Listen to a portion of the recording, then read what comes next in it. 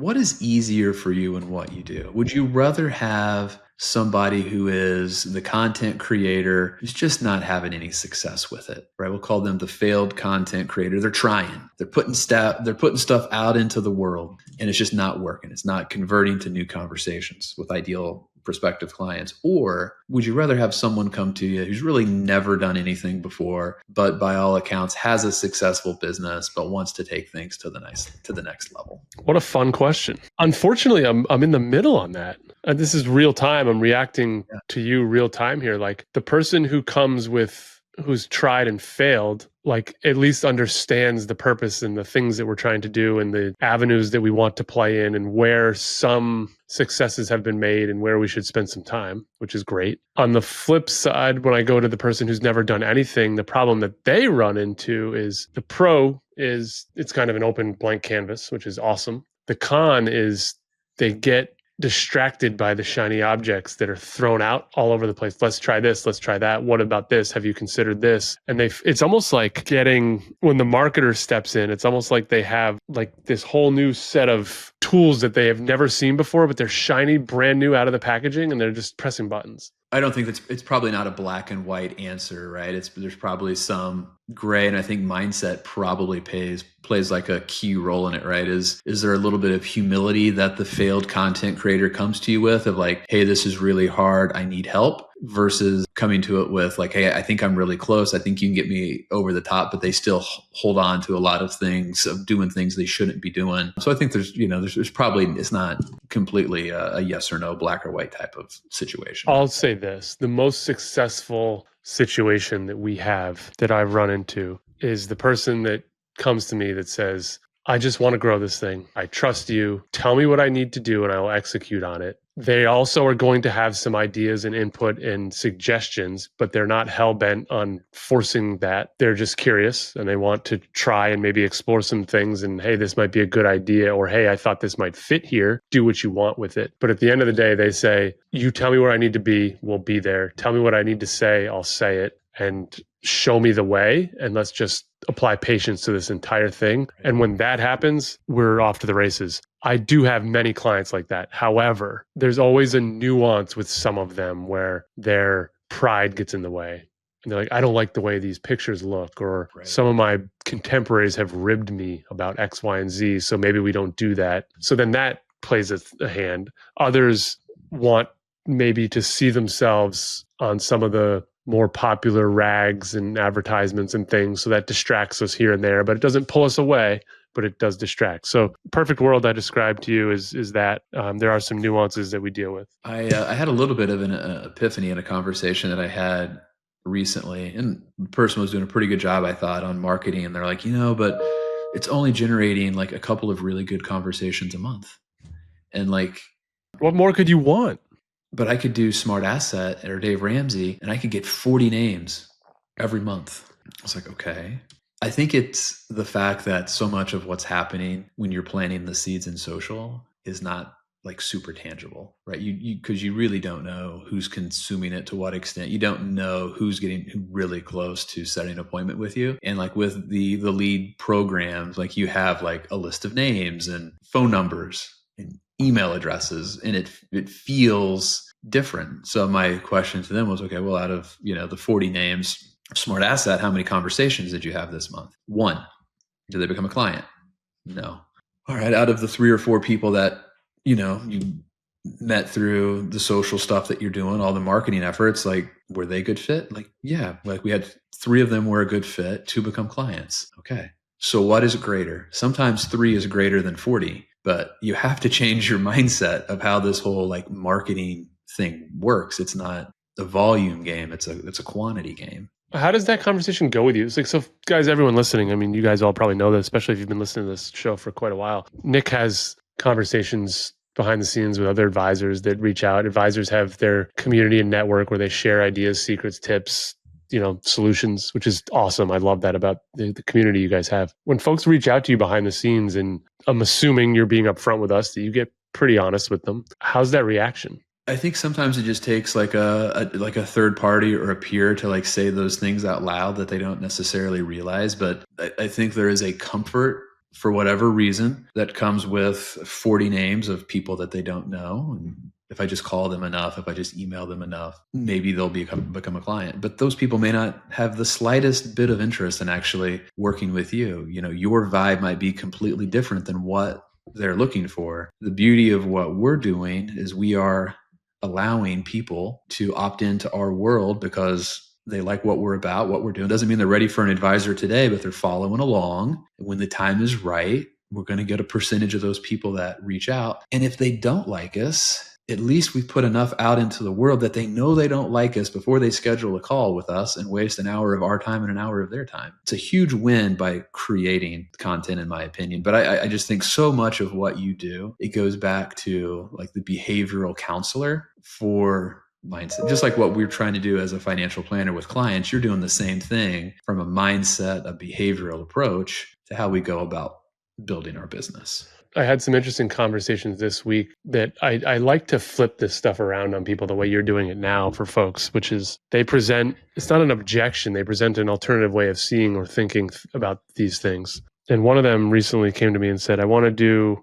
X, Y, and Z. I have to be careful because I don't want to put them on blast here, but they essentially wanted to go out and put all these, make sure that there was all this content on their website, rebuild the website, put all this content on the website that should be housed on the social platforms, not the website. A link is fine, but like who builds a library on their own website? I thought that was a major overhaul, ridiculous undertaking. And I started to poke and say, why? Like, what's the point? And they're like, well, my web developer said, if we do this, Google is going to grab all of these keywords and all these titles and give all of this information back to the search that like I'm the person to come to. And when they do that, which I'm not disagreeing with, we're then going to apply meta tags and meta crawlers and all the advertising things to them to then make sure that we're in front of them everywhere they go. And then we're unignorable. And then this person said to me, hey, recently I bought X, Y, and Z from X, Y, and Z company. And it's almost like I can't shake them. They're everywhere I turn. And I basically want to be that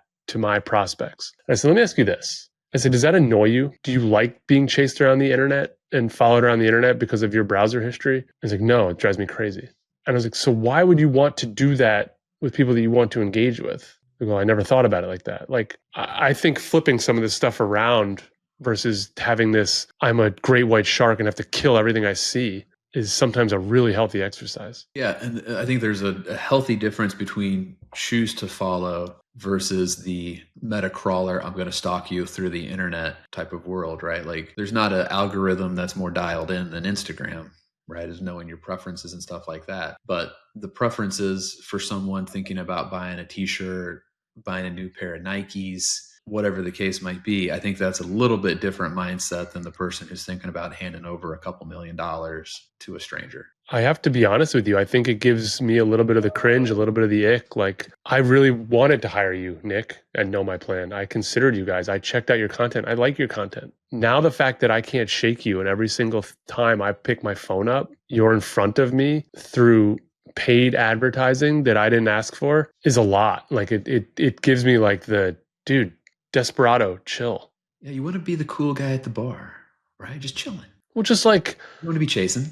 Never chase. yeah, like popping up everywhere. Like, chill. Yeah, try too hard. Just chill. Don't try too hard. Just lay back. Let them come to you. It was folks being, and I had this conversation this morning, folks being unable to detach themselves from the attribution effect of like, I did X, Y, and Z, did X, Y, and Z pay off? They asked me what the plan was with social content. This was not a client, this was a prospect. They asked me what the plan was with a new advisor and how we put out social content. I said, we basically, this isn't news to any of you guys, but we go through who your ideal prospects, who your ideal clients are, what the problems are that they're facing. We talk about how we solve them, talk about the problems in detail. We put that stuff out consistently 3 to 5 times a week on social on the platforms that they spend their time. Okay, I spit that out very fast for you. Okay, does it work? Every time. If you do that for 6 to 8 months, consistently with quality and dialed in dialogue and precision and topics, it works every time. Undefeated. It's not going to be, we have 80 people view it. Why did 80 people not come in? It's going to be 80 people saw it. 62 of them continue to see things.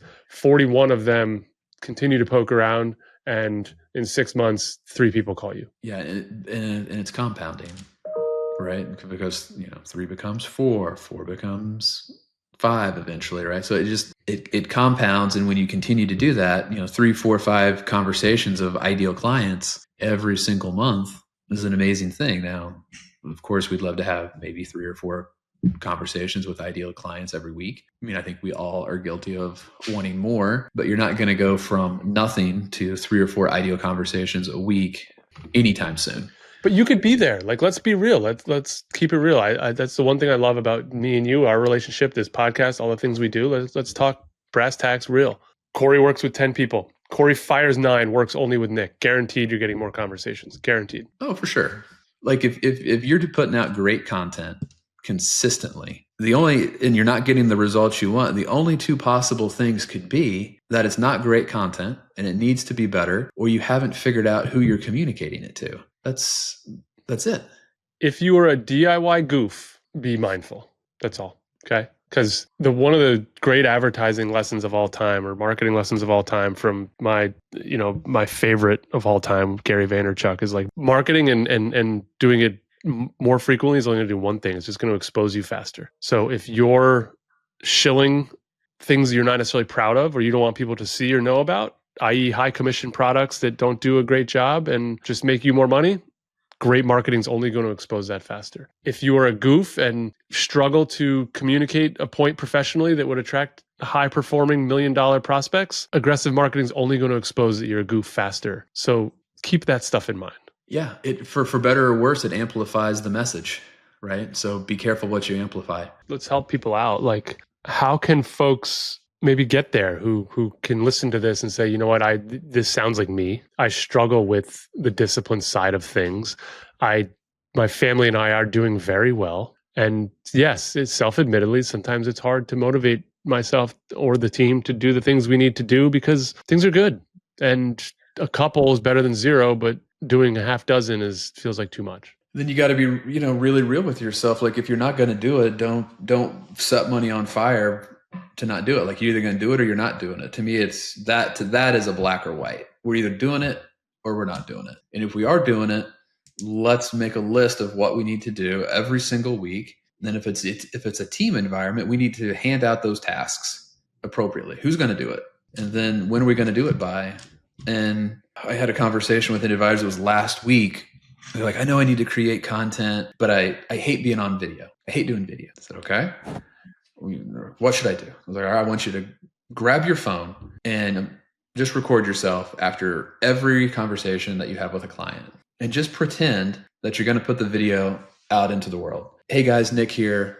Just finished up a conversation with a sales executive.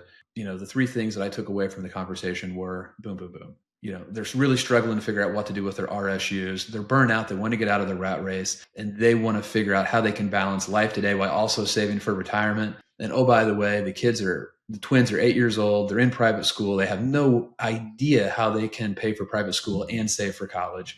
We put a plan together. We did ABC. She's like, yeah, but I don't want to put that video out into the world. So that's great. You don't have to put the video out into the world. Maybe it's good enough. Maybe it isn't. You should let somebody take a look at it first. But what that did is it got your thoughts out of your brain and record it. You can send that to your marketing person, who can then use that to create content. There's a lot of content in every conversation that we have with our prospects and clients. It doesn't have to be that hard. She's like, well, how long will that take? I was like, you could literally do that in a minute. It's easy. Grab your phone. There's apps like Descript that you can, just turn your computer on and record and good to go. Like, you just got to do it. Like, it takes 1 minute. Just do that as part of your time blocking. If you do an hour meeting, just make sure that you don't have, use 75-minute time blocks instead of 60. So you do an hour meeting. Now you have 15 minutes. Gather your thoughts for a minute. Grab your phone, hit record, and you've got amazing content that you can spit out in 60 to 90 seconds. Doesn't have to be a video, but I think the act of recording it and saying the words out loud are incredibly powerful. And I think the more that you say those things out loud, the easier it is to communicate ideas to future prospects and clients, which actually makes you a better advisor. You're hitting, I might as well close up shop and go find another profession. Like, this is the conversation. If you don't use the video, I don't care. Right. Cool. Don't use the video. Like, literally don't care. I'm not disappointed in the least bit. One, what you said, you're practicing your entire business communication. I'm not going to call it a pitch because it's not a pitch. You're not a salesperson. You're practicing communicating your value, which I think is wildly important. Two, you're getting those thoughts out of your head on wax, which then gives you and or your marketing or whomever behind the scenes a chance to do something with it. Like, I don't care. You like go ahead and film video when we get off of this. Go film an hour of talking about who you help, how you help them, things you're running into. I don't care. I might not use any of it, but bet your ass you're going to get 12 to 15 digital static image quote cards out of it that are going to address the points, the topics, the stresses, the anxieties that you listed in that video at a minimum. You're probably going to get 2 newsletters, right? Like But my personal thought too is if you did that process, 2026 coming up soon. Let's say the first quarter of 2026, your goal was to do that with every prospect conversation that you had, and you grabbed your phone and you recorded yourself. What that does is now you're getting comfortable with the camera being on. We're not going to use any of the video. Q1, maybe by Q2, you know what? There's a nice 15-second clip in there that we can use as a short. That's really nice. So now we can mix in a little 15, 20-second short with some of the other text comments with a nice digital card. Maybe by Q3, we got like a 40-second video. We're getting a little bit more comfortable with it. We've done it 150 times now. I mean, you're not going to start on day one feeling very uncomfortable being on video and look like Glenn Powell in Top Gun 2. Like you're not going to get there overnight, but you got to start somewhere. And I think if you just start with that mindset, I'm going to record myself. I don't really care what I look like. I'm just going to get the words out. Over time, you're going to get more comfortable without even realizing it. I mean, well said. Couldn't agree more. I don't think people are going to heed that advice, but I agree with you.